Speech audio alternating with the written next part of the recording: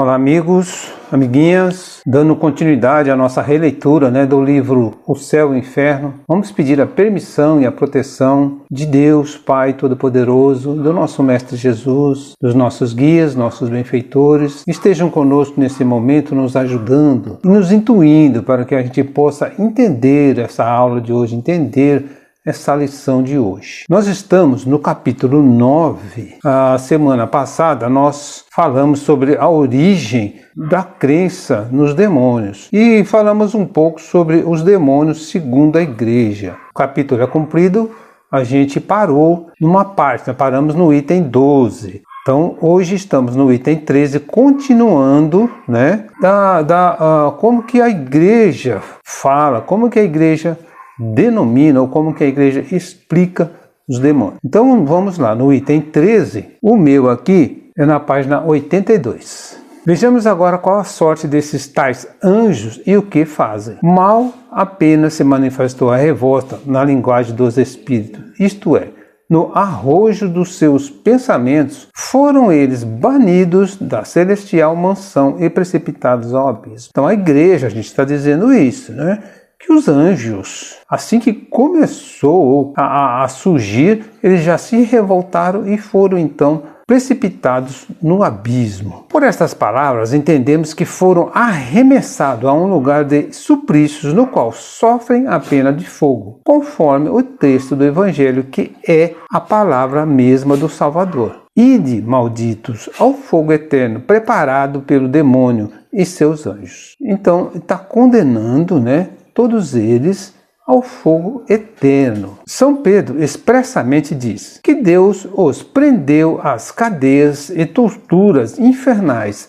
sem que lá estejam, contudo, perpetuamente, visto como só no fim do mundo serão para sempre enclausurados com os réprobos. Então, réprobos quer dizer como se fossem reprovados, Então, eles foram reprovados e vão ficar ali eternamente ou perpetuamente, como diz São Pedro aqui, que Deus prendeu esses espíritos, esses anjos, nessa clausura. Presentemente, Deus ainda permite que ocupem lugar nessa criação, a qual pertence na ordem de coisas idênticas à sua existência, nas relações, enfim, que deviam ter com os homens, e das quais fazem o mais pernicioso abuso. Então esses anjos, eles fazem parte da criação, como diz aqui. Só que colocou aí uma existência idêntica aos outros, porém, esses fazem um abuso, eles usam isso para o mal. Enquanto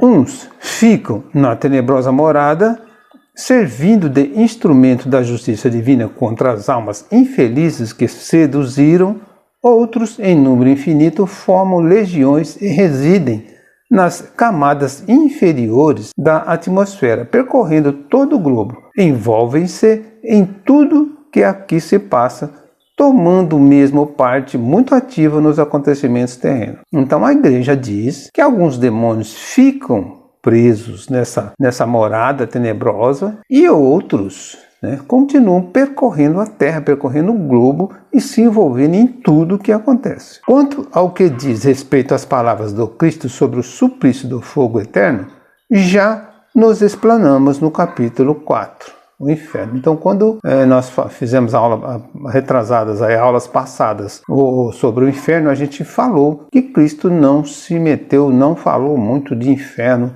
de condenação. A vinda de Jesus era para forçar ou fortalecer o que Moisés falou, fazer com que se cumprisse a lei de Moisés.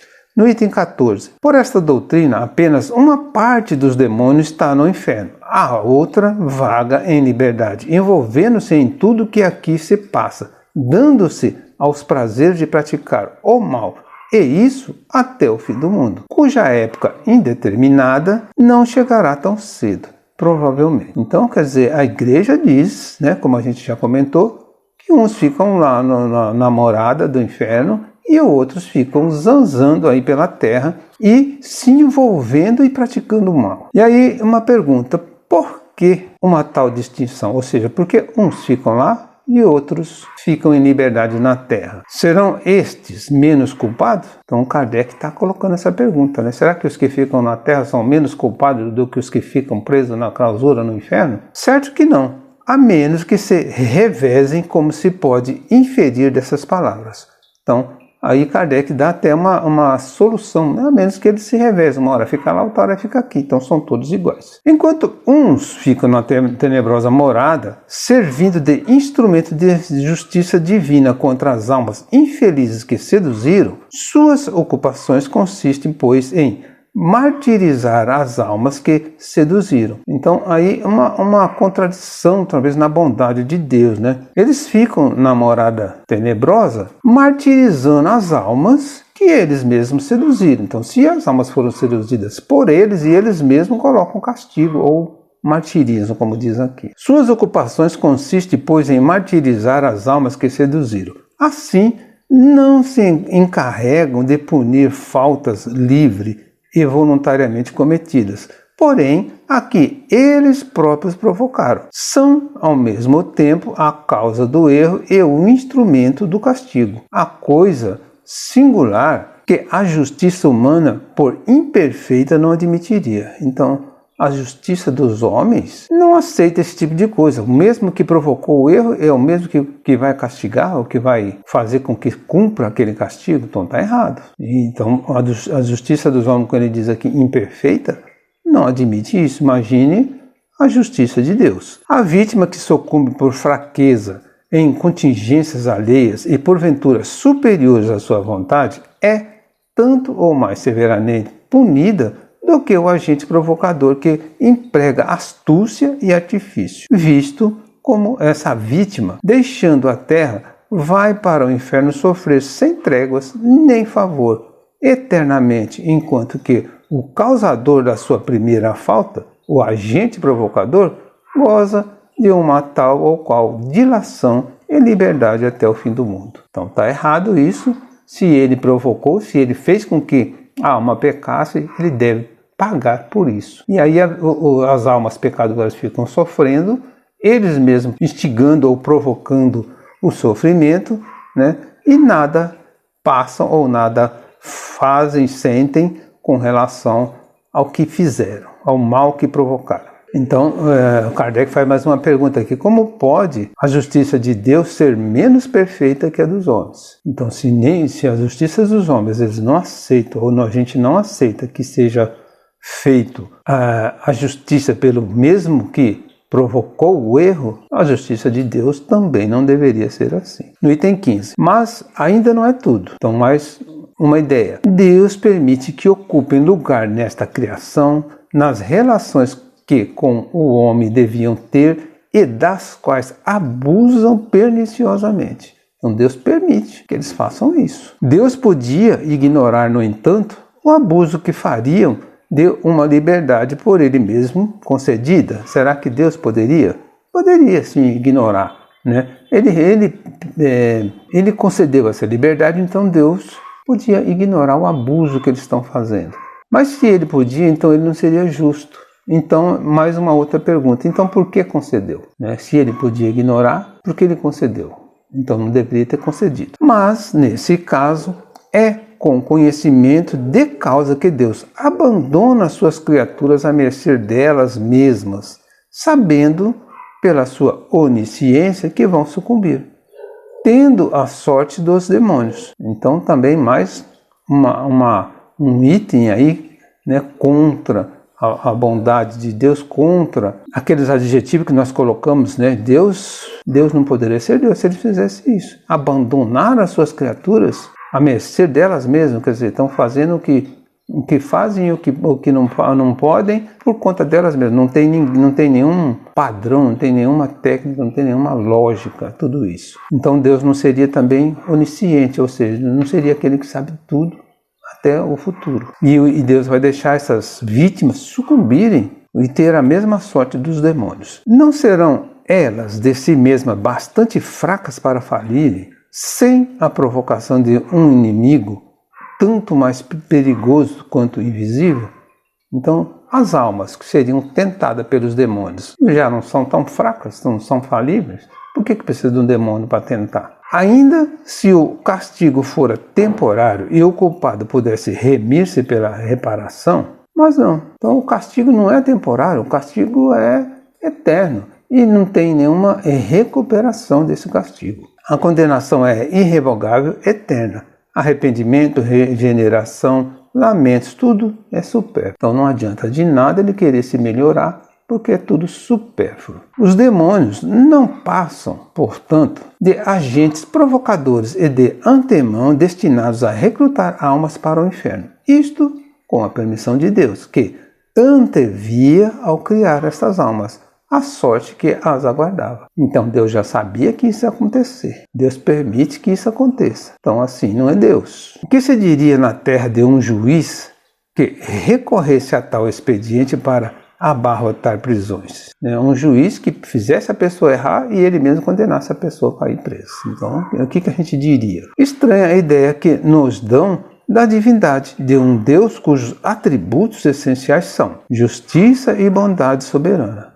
Então a ideia que a igreja está dando é errada, é estranha. Se Deus é justiça e é bondade, como é que ele pode fazer tudo isso? E dizer-se que em nome de Jesus, daquele que só pregou amor, perdão e caridade, que tais doutrinas são ensinadas. Então ainda falam que estão ensinando a doutrina, em nome de Jesus, que ele só pregou amor e caridade. Houve um tempo em que tais anomalias passavam despercebidas, porque não eram compreendidas nem sentidas. O homem, curvado ao jugo do despotismo, submetia-se à fé cega, abdicava da razão.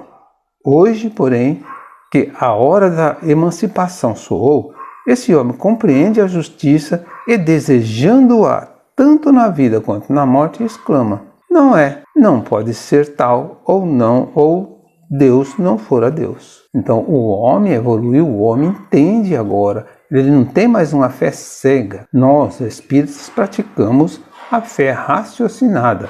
Então a gente tem, que entender, que raciocinar para essas coisas. Isso não é certo, não seria Deus se fizesse tudo isso. No item 16, o castigo segue por toda a parte aos seres decaídos. O inferno está neles e com eles. Nem paz, nem repouso, transformadas em amargores as doçuras da esperança, que se lhes torna odiosa. Então o castigo está nesses demônios eternamente. Eles não têm paz, eles não têm repouso, só amargor, só coisas sem esperança. A mão de Deus desferiu-lhes o castigo no ato mesmo de pecarem, e sua vontade galvanizou-se no mal. Então pecou uma vez, foi desferido o castigo, e aí eles se revoltaram, como diz aqui, a vontade deles se perpetuou ou se galvanizou no mal. Tornados perversos,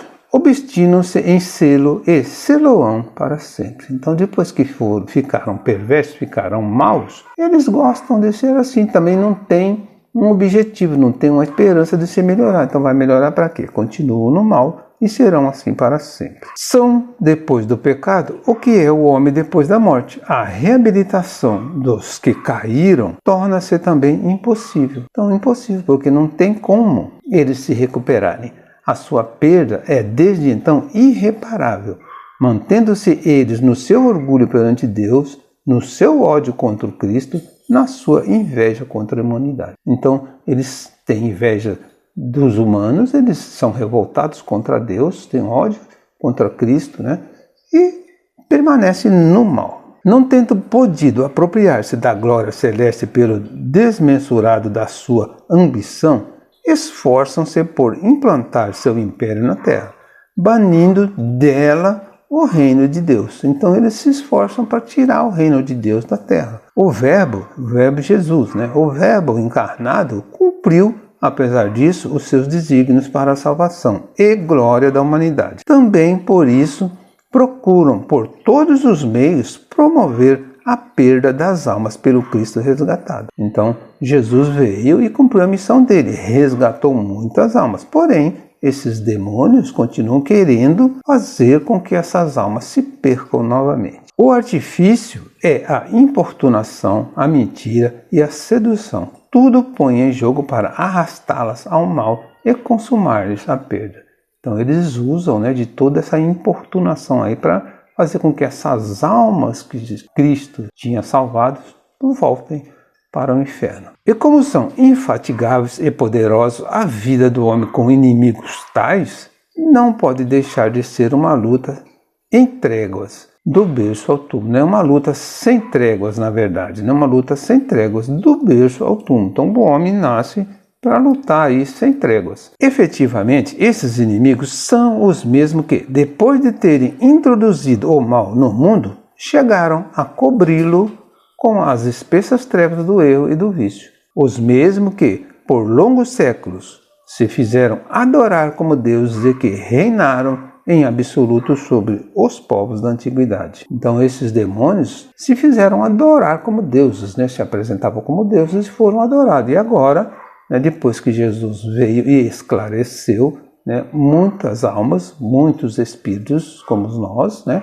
já não acreditam tanto em demônios. Os mesmos, enfim, que ainda hoje exercem tirania, influência nas religiões idólatras, fomentando a desordem e o escândalo até no seio da sociedade cristã. Então esses demônios provocam escândalo até no meio da sociedade, no meio das igrejas. Para compreender todos os recursos de que dispõem ao serviço da malvadeza, basta notar que nada perderam das prodigiosas faculdades que são o apanágio da natureza angélica. Então eles nada perderam de todas aquelas regalias, né, que o anjo tem, de toda aquela inteligência e de todas aquelas faculdades que o anjo tem. Então por isso eles conseguem fazer com que, né, aconteça essas coisas ruins. Certo, o futuro e sobretudo a ordem natural tem mistérios que Deus se reservou e que eles não podem penetrar, mas a sua inteligência é bem superior à nossa, porque percebe de um jato os efeitos nas causas e vice-versa. Então, algumas coisas de Deus eles não podem penetrar, como diz a igreja. Mas se são muito inteligentes, eles são melhores do que nós, né? Percebem as coisas aí. Esta percepção permite-lhes predizer acontecimentos futuros que escapam às nossas conjecturas. A distância e variedade dos lugares desaparece ante a sua agilidade. Então eles podem ir de um lugar para outro com muita agilidade. Mais pronto que o raio, mais rápido que o pensamento, acham-se quase instantaneamente sobre diversos pontos do globo e podem descrever à distância os acontecimentos na mesma hora em que ocorrem. As leis pelas quais Deus rege o universo não lhes são acessíveis, razão porque não podem derrubá-las, e, por conseguinte, predizer ou operar verdadeiros milagres. Então, alguns milagres eles não podem dizer ou não podem fazer, né? Mas eles têm aí uma condição de poder ver as coisas, prever, chegar a um acontecimento bem antes de nós, que somos humanos infalíveis. Então, possui, no entanto, a arte de imitar, falsificar dentro de certos limites as divinas obras. Então eles podem, dentro de certos limites, limitar algumas obras divinas. Sabem quais os fenômenos resultantes da combinação dos elementos. Então eles sabem manipular os elementos. Predizem com maior ou menor êxito os que sobrevêm naturalmente, assim como os que por si mesmos podem produzir. Então eles conseguem prever alguma coisa, produzir alguma coisa, misturar os elementos químicos para poder fazer algum efeito, algum milagre. Então tudo isso são dons, né, ou faculdades que eles têm. Daí os numerosos oráculos, os extraordinários vaticínios que sagrados e profanos livros recolheram, baseando e assoroçoando tantas e tantas superstições. Então, o que ele está dizendo aqui é que existem muitos oráculos, né, ou onde se faz cultos a esses demônios, extraordinários vaticínios sagrados. Então, pessoas com conhecimento sagrado acabaram considerando algumas coisas, alguns livros como profanos, inclusive, né, os próprios evangelhos, que tem os evangelhos canônicos e os apócrifos. Então, quem que diz que é apócrifo, Quem que diz que é canônico? O próprio homem, talvez aí iludido ou ludibriado por esses espíritos. A sua substância simples e imaterial subtrai-os a nossas vistas. Então eles são simples e são imateriais, então a gente não consegue ver. Permanecem ao nosso lado sem que o vejamos, interessam-nos a alma sem que nos firam o ouvido. Então eles fazem com que a nossa alma sinta, mas a gente não ouve, a gente não consegue perceber. Acreditando obedecer ao nosso pensamento, estamos, no entanto, e muitas vezes, debaixo da sua funesta influência. Então, às vezes a gente pensa, né, que está agindo por nós mesmos, pelo nosso pensamento, e a gente está sendo influenciado. As nossas disposições, ao contrário, são deles conhecidas pelas impressões que delas transparecem em nós.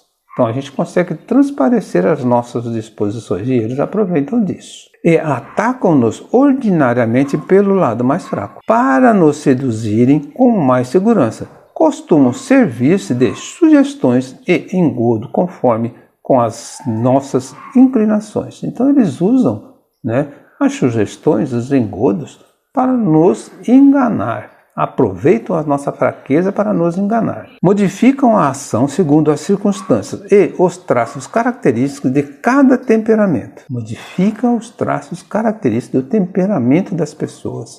Modificam as ações, né? Então isso tudo manipulado por eles. A gente acha que é nosso, mas a gente está sendo manipulado. Contudo, suas armas favoritas são a hipocrisia e a mentira. Então aí a gente só pensar em hipocrisia e mentira, a gente vê que estamos sendo enganados. No item 17, afirma que o castigo os segue por toda parte, que não sabem o que seja paz nem repouso. Esta asserção de modo algum destrói a observação que fizemos quanto ao privilégio dos que estão fora do inferno, e que reputamos tanto menos justificado por isso, que podem fazer e fazem maior mal. Então, Kardec está voltando a esse assunto, né? Alguns ficam livres, a igreja disse, alguns estão rodando pelo mundo e outros ficam presos no inferno. Então existe algum privilégio aí para alguém, para alguns, né? Então, e ainda eles continuam fazendo mal de todo jeito. É de crer que esses demônios extra-infernais não sejam tão felizes como os bons anjos, mas não se deverá ter em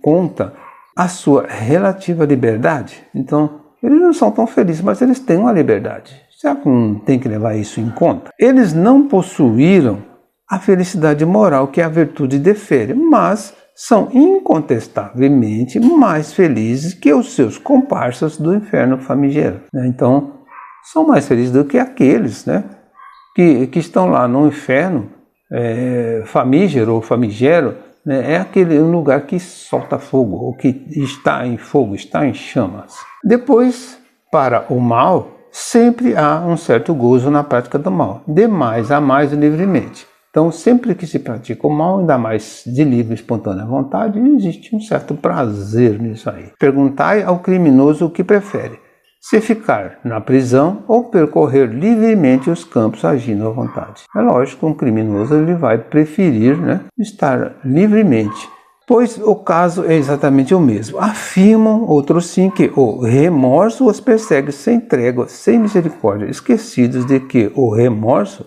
é o precursor imediato do arrependimento, quando não é o próprio arrependimento. Então a igreja afirma que o remorso os persegue. Só que a igreja esquece que remorso é o começo do arrependimento. Se você se arrepende, você pode ser perdoado. Então aí, né, um contraponto também. Tornado perversos, obstinam-se em o ser e ser-o-ão para sempre. Mas, desde que se obstinam em ser perversos, é que não tem remorso, contradizendo a fala anterior. Se obstinam em ser perverso, não pode ter remorso. Se tem remorso, não são obstinadamente perversos. Do contrário, ao menor sentimento de pesar, renunciariam ao mal e pediriam perdão. Logo, o remorso não é para eles um castigo. Então, não é realmente um remorso. Não existe isso de remorso. Se existe o remorso, existe perdão.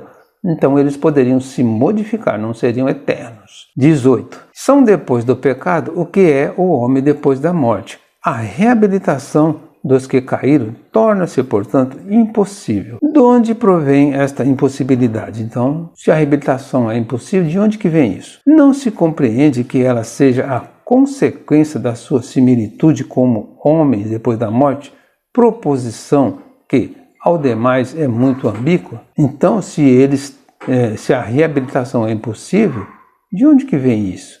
Será que alguém não compreende que pode ser uma similitude, como ele diz, igual o homem depois da morte ele pode se arrepender e se modificar, tem condições de se renovar, de se refazer. Acaso provirá da própria vontade dos demônios? Então ele está perguntando, será que isso não é vontade deles de continuarem no mal? Porventura da vontade divina? Então são duas perguntas, né? Pode ser vontade do demônio ou pode ser vontade divina. No primeiro caso, a vontade dos demônios, então a pertinácia denota uma extrema perversidade, um endurecimento absoluto no mal. E nem mesmo se compreende que seres tão profundamente perversos pudessem jamais ter sido anjos de virtude, conservando por tempo indefinido na convivência destes todos os traços da sua péssima índole e natureza. Então não dá para compreender que foram anjos e agora continuam nessa dureza, nessa índole péssima, como ele diz aqui. Então, não pode ser vontade deles. Aí vamos na vontade divina.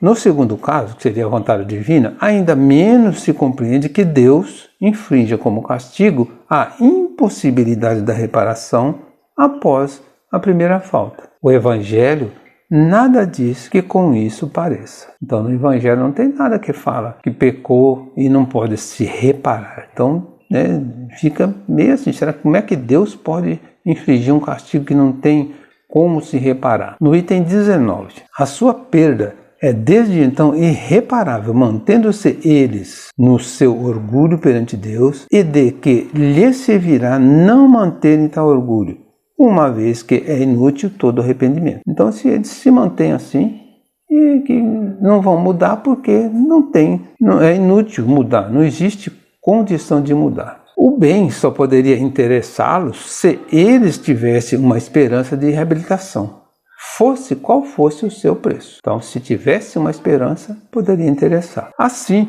não acontece, no entanto, pois se perseveram no mal, é porque lhes trancaram a porta de esperança. Então, se eles continuam, é porque eles não têm saída. Mas por que lhes trancaria Deus essa porta? Para se vingar da ofensa decorrente da sua insubmissão? E assim, para saciar o seu ressentimento contra alguns culpados, Deus prefere não somente vê-los sofrer, mas agravar o mal com mal maior, impelir a perdição eterna a toda a humanidade, quando por um simples ato de clemência podia evitar tão grande desastre, aliás, previsto de toda a eternidade. Então Deus, por clemência, poderia ter evitado isso. Deus não seria Deus se fosse vingativo com eles. Para se vingar de uma ofensa, Deus mantém eternamente. Então, tudo isso contradiz os atributos de Deus. Trata-se, no caso vertente, de um ato de clemência, de uma graça pura e simples que pudesse transformar-se em estímulo do mal. Não. Então, isso não é um estímulo do mal, não é isso, né? Não. Trata-se de um perdão condicional, subordinado a uma regeneração sincera e completa. Então, Deus poderia, por clemência, trazer um perdão condicional, subordinando eles a uma regeneração, uma modificação. Mas, ao invés de uma palavra de esperança e misericórdia, é como se Deus dissera: pereça toda a raça humana antes que minha vingança. Então, Deus diz: antes que a minha vingança se passe, a raça humana vai perecer toda. E, com semelhante doutrina, ainda muita gente se admira de que haja incrédulos e ateus. Então, com uma doutrina dessa, não é de se admirar. E é assim que Jesus nos representa seu Pai. Então, Jesus representa um Pai assim. Ele que nos deu a lei expressa do esquecimento e do perdão das ofensas, que nos manda pagar o mal com o bem, que prescreve o amor dos nossos inimigos como a primeira das virtudes que nos conduzem ao céu. Quereria desse modo que os homens fossem melhores, mais justos, mais indulgentes que o próprio Deus? Então, será que Jesus, que está prescrevendo todo esse ato de bondade, ele queria que os homens fossem melhor que Deus? Não, então algum erro existe aí nessa explicação da própria igreja. Os demônios segundo o Espiritismo, no item 20. Então agora vamos ver o lado do Espiritismo. Segundo o Espiritismo, nem anjos nem demônios são entidades distintas. Por isso que a criação de seres inteligentes é uma só. Então tanto anjo como demônio são iguais, não tem distinção nenhuma. Unidos a corpos materiais, esses seres constituem a humanidade que povoa a Terra e as outras esferas habitadas. Então, essas entidades, né, entrando ou encarnando, constituem a humanidade, tanto aqui como em outros mundos. Uma vez liberta do corpo material, constitui o mundo espiritual dos espíritos, que povoam os espaços. Então, os espíritos também povoam os espaços. Deus criou-os perfectivos e deu-lhes por escopo a perfeição, com a felicidade de que dela recorre. Então, Deus criou eles não perfeitos, mas perfectivos, podem se transformar em perfeitos. E sabendo que tem aí um ganho, né, de felicidade se fizerem isso. Não lhes deu, contudo, a perfeição, pois quis que a obtivesse por seu próprio esforço, a fim de que também realmente lhe pertencesse o mérito. Então Deus também deu o mérito de que eles quisessem ou se modificassem por vontade própria. Desde o momento da sua criação, que os seres progridem, quer encarnado, quer no estado espiritual. Então progridem sempre, estão sempre progredindo. Atingindo o apogeu, tornam-se puros espíritos ou anjos, segundo a expressão vulgar, de sorte que, a partir do embrião do ser inteligente até o anjo, há uma cadeia na qual cada um dos elos assinala um grau de progresso. Então, desde o embrião, desde o princípio inteligente até chegar a ser um anjo, existe aí uma cadeia de processos que faz com que ele vai evoluindo para chegar a ser anjo. Do expresso resulta que há espíritos em todos os graus de adiantamento moral e intelectual, conforme a posição em que se acham na imensa escala do progresso.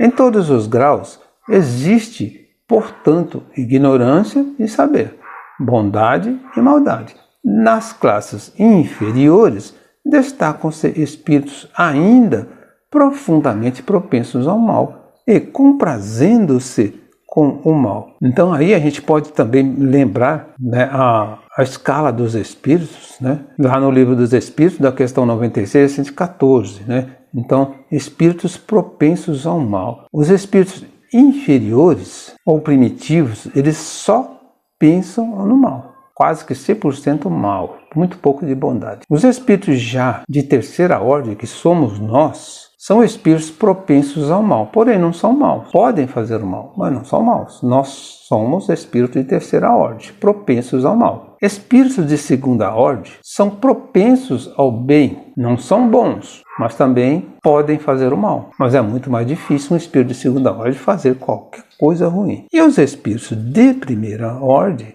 são os espíritos puros ou anjos. Então aí a evolução, né, dos espíritos, né, uma progressão da evolução dos espíritos. Continuando aqui, em todos os graus existe, portanto, né, a ignorância e o saber, como ele diz. Então todo lugar tem, todos os graus tem, mas isso vai de acordo com a sua evolução. A este pode se denominar demônios, pois são capazes de todos os malefícios aos ditos atributos. O Espiritismo não lhes dá tal nome por se prender ele à ideia de uma criação distinta do gênero humano, como seres de natureza essencialmente perversa, voltados ao mal, eternamente e incapazes de qualquer progresso para o bem. Então, o Espiritismo não dá nome de demônio justamente porque eles não são perversos, eles não são assim, não são incapazes de voltar ou de praticar o bem. Então, por isso o Espiritismo não dá esse nome de demônio. Chamamos, né, espíritos inferiores. 21. Segundo a doutrina da Igreja, os demônios foram criados bons e tornaram-se maus por sua desobediência. São anjos colocados primitivamente por Deus no ápice da escala, tendo dela decaído. Então, eram anjos e caíram.